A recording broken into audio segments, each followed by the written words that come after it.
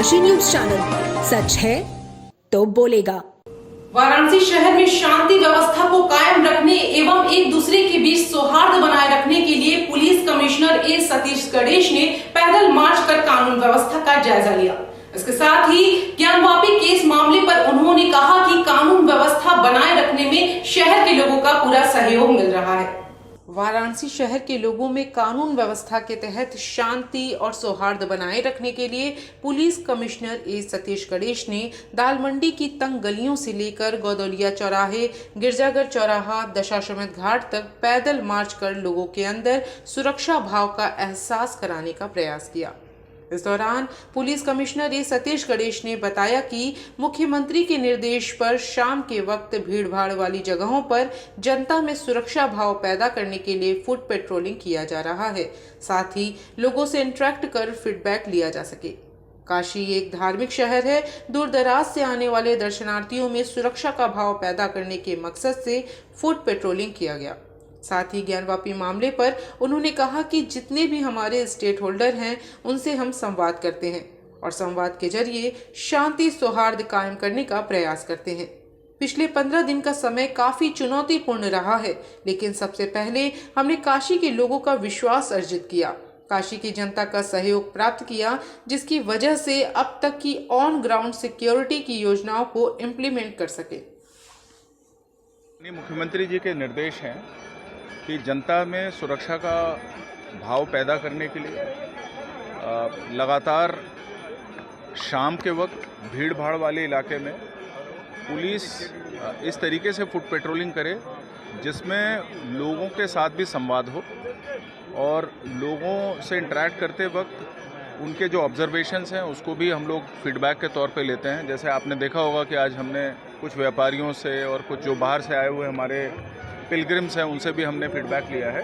तो कुल मिला के ये जो फुट पेट्रोलिंग की कार्रवाई है, काशी एक अंतर्राष्ट्रीय पिलग्रिम का सेंटर है। यहाँ पे देश और विदेश से काफ़ी लोग आते हैं, तो उनको एक आदर्श सुरक्षा का वातावरण देने के दृष्टि से कमिश्नरेट पुलिस कटिबद्ध है, प्रतिबद्ध है और उसी क्रम में लगातार हमारी ये फुट पेट्रोलिंग चलती है। आज चूँकि रविवार का दिन है तो विशेष रूप से हम लोगों ने आज ये दशाश्वमेध घाट जहाँ पर विश्व प्रसिद्ध गंगा आरती होती है, तो शाम के वक्त गंगा आरती के वक्त यहाँ पे इतनी ज़्यादा भीड़ होने की वजह से हम लोगों ने तय किया कि आज हम लोग यहाँ पे भी अपनी प्रेजेंस और अपनी मौजूदगी का एहसास दिलाएंगे, ताकि लोगों के अंदर एक पुलिसिंग के प्रति एक पॉजिटिव भाव का जागृत हो। सर, लगातार आपके साथ बैठक भी चल रही है, शांति और सौहार्द को लेकर माहौल भी कुछ ऐसा चल रहा है, लेकिन आप लगातार बैठक भी कर रहे हैं। लास्ट टाइम एक पिक्चर्स भी सामने आई जिसमें अंजुमन इंतजामिया कमेटी के साथ आपने बैठक किया। उन सब चीज़ों को लेकर शांति और सौहार्द कायम रखने के लिए कमिश्नरेट क्या क्या पहल कर रही है, क्या क्या व्यवस्थाएँ कर रही है? देखिए, सबसे पहली बात यह है कि जितने भी हमारे स्टेक होल्डर्स हैं हम उनसे संवाद करते हैं और संवाद से समाधान निकालने का प्रयास करते हैं। और अब तक जो पिछले 15 दिन का जो हमारा एक तरीके से जो समय रहा है वो काफ़ी चुनौतीपूर्ण था, लेकिन हम लोगों ने सबसे पहले काशी के विश्वास को अर्जित किया, काशी के जनता का सहयोग प्राप्त किया, जिसकी वजह से अब तक सारी जो हमारी योजनाएं हैं, सारे हमारे जो ऑन ग्राउंड जो हम लोगों ने अपनी सिक्योरिटी स्कीम को इम्प्लीमेंट किया है उसमें सफलता मिली है और आगे भी हम लोग इसी तरीके से लोगों के साथ, लोगों से मिल के और लोगों के बीच रह के हम लोग कार्य करेंगे। वाराणसी शहर में सड़क किनारे अतिक्रमण हटाने को लेकर जिला प्रशासन और पुलिस काफी सख्त दिखाई दे रही है। वहीं सड़क किनारे लगे अवैध अतिक्रमण को हटाने के क्रम में बेनियाबाग, नई सड़क, गिरजाघर, रामापुरा, गौदौलिया चेकिंग अभियान चलाया गया। शहर के विभिन्न स्थानों पर सड़क के किनारे बाइक, कार सहित अवैध रूप से लगे लारी की दुकानों के चलते आए दिन जाम की समस्या देखने को मिल रही है। वहीं जिला प्रशासन के द्वारा जाम की बढ़ती समस्या से लोगों को निजात दिलाने के लिए विशेष चेकिंग अभियान चलाया जा रहा है। वहीं एसपी दशाश्वमेध अवधेश पांडे, एससीएम द्वितीय पुष्पेंद्र पटेल, अपर नगर मजिस्ट्रेट के द्वारा बेनियाबाग, नई सड़क, गिरजाघर, रामापुरा, गौदौलिया तक अभियान चलाया गया। आने लगी उसके लिए क्या किया जाए? उसके लिए भी अभियान चलाया जा रहा है। ये सब शासन की जो चल रही है कार्य योजना, अवैध अतिक्रमण, अवैध पार्किंग, अवैध बस अड्डे, ये सब हटाने जाएंगे। उसी के तहत ये भी अभियान चलेगा और धीरे धीरे आपको कार्रवाई नज़र आएगी। एक दिन में संभव नहीं है। कब तक चलेगा ये अभियान 15 दिन का चलाया जा रहा है। 15 दिन के अंदर आपको स्पष्ट रूप से सड़क पर उसका प्रभाव दिखाई देगा। के माध्यम से लोगों को क्या संदेश देना चाहेंगे? लोगों को यही संदेश देना चाहते हैं कि जो सड़क हैं, मार्ग हैं, उनको अतिक्रमण मुक्त रखें। जहां सरकार ने या नगर निगम ने या स्मार्ट सिटी के जहां भी पार्किंग है, वहां अपने वाहन को खड़ा करें। आवश्यक अपने भी परेशान न हो और दूसरों को परेशानी में न दें। मानते तो किस तरह की? नहीं मानेंगे तो सारी कार्रवाई होगी। FIR, गुंडा एक्ट, सबके तरफ कार्रवाई है। जो जिस तरह का रहेगा उसके खिलाफ उसी तरह की कार्रवाई कराई जाएगी। गाजीपुर जनपद के सुहवल थाना अंतर्गत आने वाले एक गांव में कलयुगी भाई ने अपने सगे भाई को पीटकर मौत के घाट उतार दिया। वहीं एसपी गाजीपुर ने हत्या की पुष्टि करते हुए बताया कि 2 आरोपियों को गिरफ्तार किया जा चुका है। गाजीपुर जनपद के जमानिया क्षेत्र के सुहवल थाना अंतर्गत ढडनी रणवीर राय गांव में एक अनोखा मामला देखने को मिला, जहां पारिवारिक विवाद में कलयुगी छोटे भाई ने अपने सगे बड़े भाई ब्रिजेश राय 47 की लोहे के रॉड से पीटकर हत्या कर दी। वहीं इस घटना में पिता भी बुरी तरह से घायल हो गया, जिसे अस्पताल में भर्ती करवाया गया। इस मामले में मृतक पक्ष के वकील सुशील वर्मा ने कहा कि उनके मुवक्किल मृतक ब्रिजेश राय और उनके घायल पिता राम प्रवेश राय, जो रिटायर्ड शिक्षक हैं, उनके द्वारा थाने पर कई बार शिकायत किया गया था, लेकिन पुलिस ने इसे गंभीरता से नहीं लिया, जिसके चलते ब्रिजेश राय की मौत हो गई। वहीं पति की मौत के बाद मृतक की पत्नी पूनम राय ने अपने देवर अनिल राय उर्फ सोनू व एक अन्य के खिलाफ नामजद तहरीर दी है, जिसके आधार पर पुलिस ने संबंधित धाराओं में मुकदमा पंजीकृत कर मामले की छानबीन शुरू करते हुए 2 लोगों को गिरफ्तार कर लिया है। वहीं एसपी गाजीपुर राम बदन सिंह ने घटना की पुष्टि करते हुए बताया कि पारिवारिक विवाद में आरोपी अनिल राय उर्फ सोनू और उसका साला शराब पीकर अचानक अपने भाई के घर गए, जहां उनके पिता भी थे। वाद विवाद में छोटे भाई अनिल ने अपने बड़े भाई ब्रिजेश पर लोहे के रॉड से हमला कर दिया, जिससे उनकी मौत हो गई, जबकि पिता को भी चोटें आई हैं। ग्राम ढडनी सुहवल की घटना है। एक ही परिवार के भाई के बीच का विवाद है। इसमें है कि बड़े भाई का नाम ब्रिजेश कुमार राय है। ये पूरा इंजर्ड अवस्था में आए थे, वो एक्सपायर कर गए थे। उसके बाद छोटा भाई जो अनिल कुमार है वो भी आया था, जिन्होंने शायद उन्होंने ही इन पर आक्रमण किया था, जैसा कि हमारे पुलिस विभाग लोगों ने बताया। अब फादर भी इंजर्ड हैं, लेकिन फादर इंजर्ड हैं लेकिन थोड़ा सीरियस भी हैं। वो सिटी से भी भेजा गया है, तो अभी लौट के आते हैं तो एडमिट करने लायक तो होंगे, नहीं तो उनको हम रेफर कर सकते हैं क्लास। और ब्रिजेश कुमार राय तो एक्सपायर कर गए हैं, उनका डेड बॉडी तो हमने मर्चरी में रखवा दिया पोस्टमार्टम के लिए। ये घरेलू विवाद है, छोटे भाई ने बड़े भाई की एक तरह से हत्या की है। धन्यवाद। बड़ा दुखद और निंदनीय है।